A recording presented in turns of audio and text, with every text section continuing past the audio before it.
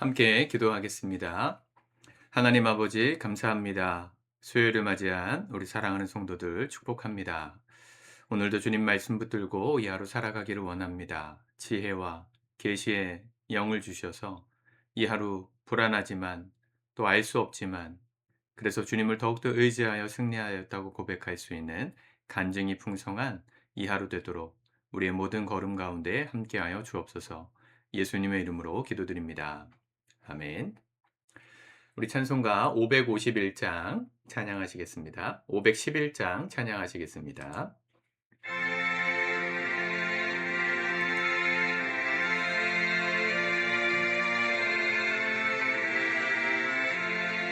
예수 말씀하시기를 누가 오늘 일할까 곡식 익어 거둘 때니 누가 추수하리요 후한산을 주시려고 일할 사람 부르니 주의 직분 맡으려고 대답하리 누구냐 멀리 가서 이방 사람 구원하지 못하나 내 집 근처 다니면서 건질 죄인 많도다 천사같이 말 못하고 바울같이 못하나 예수께서 구속하는 힘을 다해 전하세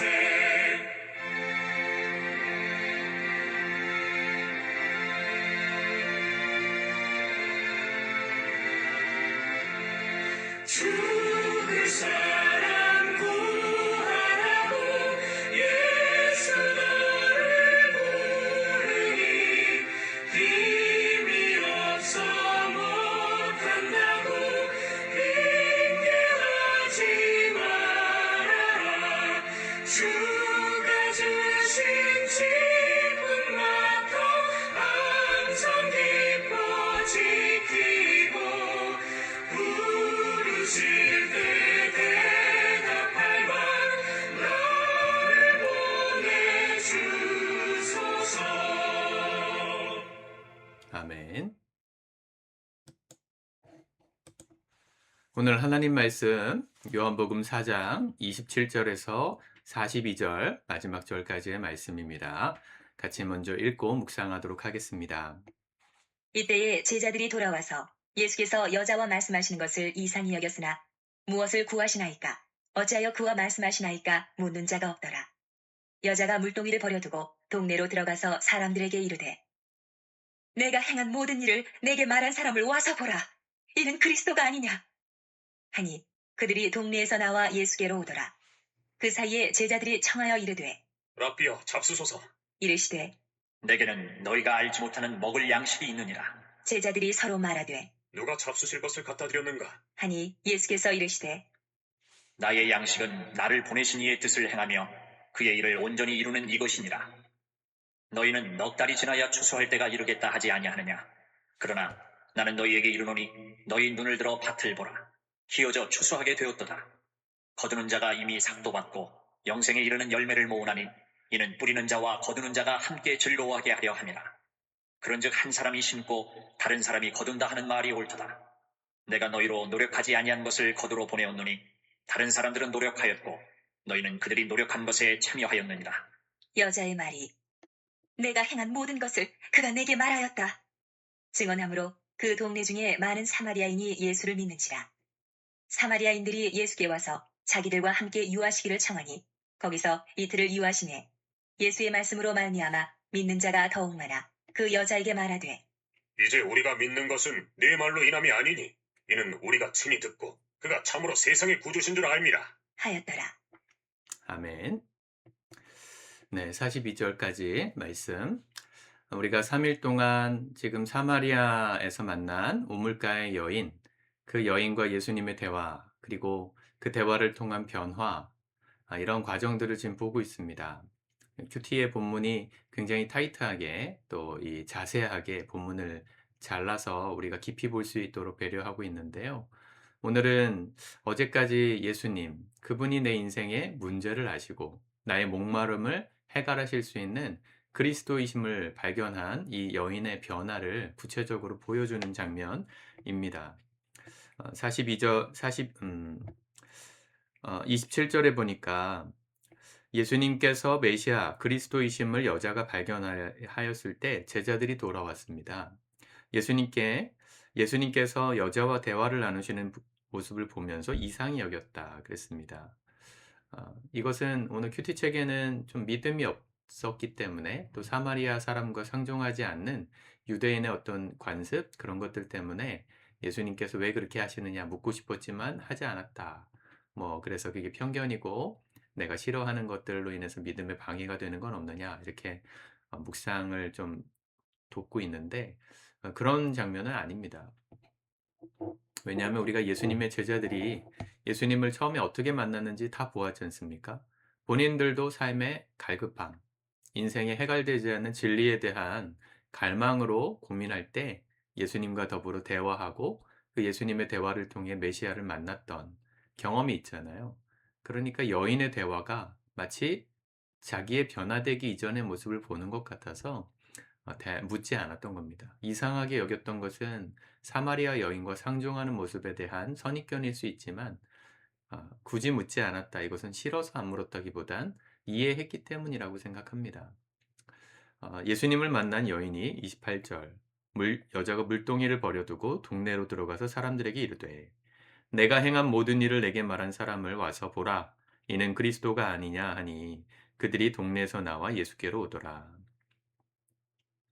내가 행한 일을 모든 일을 말했다. 그가 그리스도이시지 않느냐. 기쁨으로 전하죠. 여러분 복음이라는 게 이런 겁니다. 예수님을 만나기 전에는 내가 감추고 싶었고 부끄러웠고 사람들이 알까 봐 겁났던 나의 숨겨놓은 부분들이 드러나는 것이 두렵지만 예수님을 만나고 난 다음에는 나의 그 부끄러웠던 과거가 예수님을 사람들에게 말하는 통로가 된다는 것을 알 수 있죠. 이것은 단순히 구원의 여정을 설명하는 과정이기도 하지만 제가 상담을 배워보니까 상담의 치유 과정도 비슷합니다. 상담받으러 가시는 분들의 마음에는 아픔이 있어요. 여러 가지 이유들로 인해서 아픔이 생겼는데 그 아픔이 그의 인생을 살지 못하게 만들 정도로 심각하니까 상담도 받는 거거든요.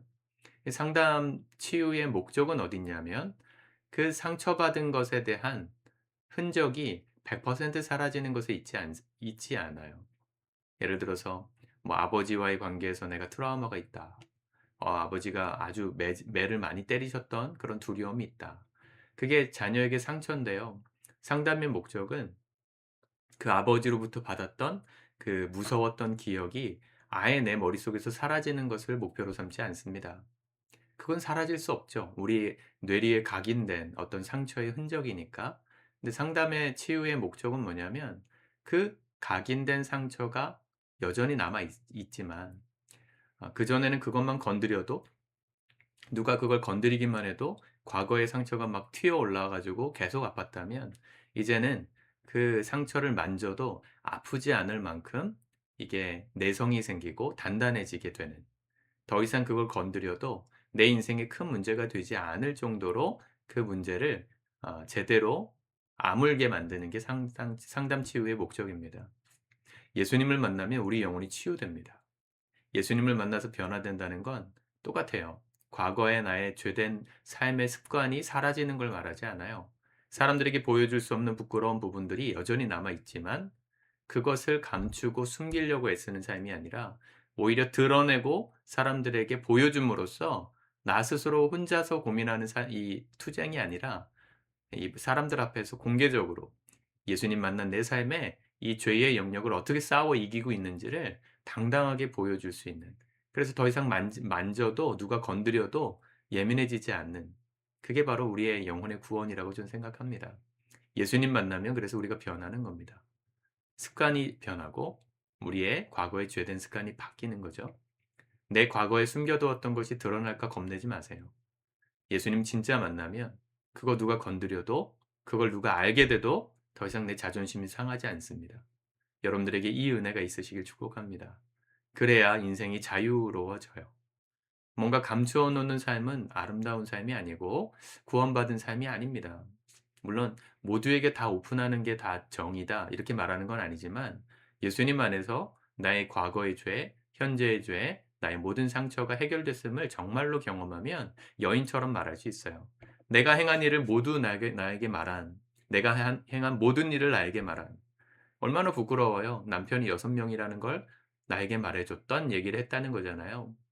여인에게 숨기고 싶었던 그 과거인데 그게 그 여인을 예수님을 메시아라고 만나게 한 통로가 됐다는 걸 여인이 깨달은 것이죠. 여러분들의 삶에 지금 아프고 쓰라린 영혼의 상처 또 마음의 상처가 있다면 오늘 예수님께 가지고 가십시오. 내 인생의 상처를 만지시고 회복하실 수 있는 영혼의 치유자, 내 영혼의 의사 되시는 예수님을 만날 때 우리의 삶이 자유케 됨을 경험하게 될 줄 믿습니다. 그리고 나서 갑자기 예수님과 제자들 사이에 대화가 이루어지는데 31절 그 사이에 제자들이 청하여 이르되 랍비여 잡수소서 이르시되 내게는 너희가 알지 못하는 먹을 양식이 있느니라. 제자들이 잠깐 예수님을 떠나갔던 건 먹을 걸 사오기 위해서였거든요. 그런데 여인과 대화 나누시고 이제 마을로 초청돼서 가시는 길에 제자들이 사온 음식을 드시라고 하니까 안 드신다 그러는 겁니다. 이미 양식이 있다는 거죠. 사마리아 사람들과 유대 사람들은 먹는 것도 같이 상종하지 않았습니다. 식탁 교제법이 있어서 내가 밥 먹을 수 있는 사람들이 정해져 있었어요. 날 정결하게 만들어줄. 사마리아 사람들은 아닌 거죠. 근데 그 누군가가 갖다 줬다면 그 동네 사마리아 사람이 갖다 준 거니까 예수님이 이 정결 예법을 깨신 거잖아요. 놀라운 일이란 말이죠. 그래서 33절에 묻는 겁니다. 서로 말하되 누가 잡수실 것을 갖다 드렸는가? 이해 못하는 장면이죠. 근데 예수님이 드셨다는 양식은 뭡니까? 34절 나의 양식은 나를 보내신 이의 뜻을 행하며 그의 일을 온전히 이루는 이것이니라. 자, 이것이니라 하고 가리키고 있는 예수님이 지적하고 있는 그 일은 뭐죠? 여인이 사람들에게 예수님을 전하는 그 일입니다. 전도죠. 전도는 예수님의 배부르게 만드는 영혼의 양식이라고 주님 말씀하신 겁니다. 내가 먹는 양식, 나를 만족시켜주는 영혼의 양식은 나를 보내신 이의 뜻을 하나님의 뜻을 행하는 것. 그게 뭐예요? 예수님을 만난 그 은혜를 나누는 삶입니다. 예수님을 만난 그 은혜가 나로 인해서 오늘 내가 만나는 사람들에게 흘러갈 때 예수님의 배가 부르시다는 거죠. 여러분, 우리가 예수님의 은혜를 받고 내 배가 부르는 건 관심이 많지만 우리가 예수님의 뜻대로 행하고 그분을 전하는 이 전도의 삶을 살아가는 일에는 얼마나 큰 관심이 있으신가요? 예수님 만나면 이 전도는 의무가 아니라 당연해지는 겁니다. 내가 예수님 만나서 좋은데 어떻게 전하지 않을 수 있어요? 전할 수밖에 없어요. 화장품만 하나 사서 써봤는데 좋으면 여기저기 그거 사서 써보니까 좋더라. 그 회사에서 돈 줘가지고 홍보하라고 얘기해주지 않아도 내가 사람들한테 말해주잖아요. 그렇죠. 어디가 아팠는데 이거 먹었더니 나았더라. 저희 어머니는 늘 그렇게 말씀하세요. 누가 심장에 좋은 뭘 먹었는데 너도 한번 먹어봐라. 이렇게 얘기하세요. 어머니가 드시고 회복하셨으면 제가 그래 볼까 할 텐데 들은 소문을 저에게 전해 주신 거라 제가 잘 안 먹긴 합니다. 먹으면 좋긴 하겠죠. 부모님의 사랑이니까. 어쨌든 좋으면 말하지 않을 수 없어요. 좋으면 말하지 않을 수 없어요. 어 제가 저희 교회 임신한 가정들이 있을 때마다 태교 40주 책을 기도 책자를 보내 드려요. 저희도 저희 아내가 그 책을 이렇게 선물 받아서 저희 마음이 뱃속에 임신했을 때 매일 기도하면서 읽었던 책인데 너무 좋아서 너무 좋으니까 우리 교회 집사님들 이렇게 임신하시면 제가 꼭 선물해 드려요. 그거 가지고 꼭 기도하라고. 꼭 아이를 위해서 가정을 위해서 기도하시라고. 너무 좋으니까. 좋으면 말하지 않을 수 없어요. 근데 그렇게 예수님을 우리가 정말 좋아서 말하면 예수님이 배가 부르시다는 겁니다. 우리의 삶을 통해 오늘 예수님의 배가 뭘 드시지 않으셔도 너무 좋다, 너무 행복하다 하실 만큼의 풍성한 간증이 우리로부터 흘러갈 수 있기를 우리 주님의 이름으로 축복합니다. 그런데 이 복음이 전해지는 과정을 보면 참 재밌습니다. 39절 여자의 말이 내가 행한 모든 것을 그가 내게 말하였다 증언하므로 그 동네 중에 많은 사마리아인이 예수를 믿은지라. 자, 예수님을 사마리아 사람들이 만나게 되는 과정에서 첫 번째 통로는 여인의 말이었습니다. 여인이 증언하였으므로. 사실은 여인이 말한 것, 내가 예수님 만났어. 내가 이렇게 써보니까 너무 좋아. 라고 말하는 그 말이 완벽하진 않아도요. 그게 첫 번째 동기가 되어서 사람들이 예수님께 나왔어요. 그리고 두 번째 동기는 뭡니까? 40절. 사마리아인들이 예수께 와서 자기들과 함께 유하시기를 청하니 거기서 이틀을 유하심에 이틀을 예수님하고 같이 있었어요. 그러면서 뭐 하셨어요? 뭐 했을까요, 사람들이? 41절. 예수의 말씀으로 말미암아 믿는 자가 더욱 많아. 처음엔 여인의 말을 듣고 이거 너무 좋아. 예수님 너무 좋아. 라고 듣고 예수님을 만났는데 이제는 예수님을 직접 만나서 그분의 말씀을 양육받으니까 뭐라 말합니까? 42절. 그 여자에게 말하되 이제 우리가 믿는 것은 내 말로 인함이 아니니 이는 우리가 친히 듣고 그가 참으로 세상의 구주신 줄 알미라 하였더라. 이게 전도의 과정입니다. 우리의 말은 여인의 말은 완벽하지 않았을 거예요. 전도를 배운 적도 없고 성경을 읽은 적도 없고 메시아가 누군지 전혀 몰라요. 교회가 뭔지 몰라요. 그러니까 사람들에게 전하는 그 말이 부족할 수밖에 없죠. 그런데 그걸 쓰신다는 거죠.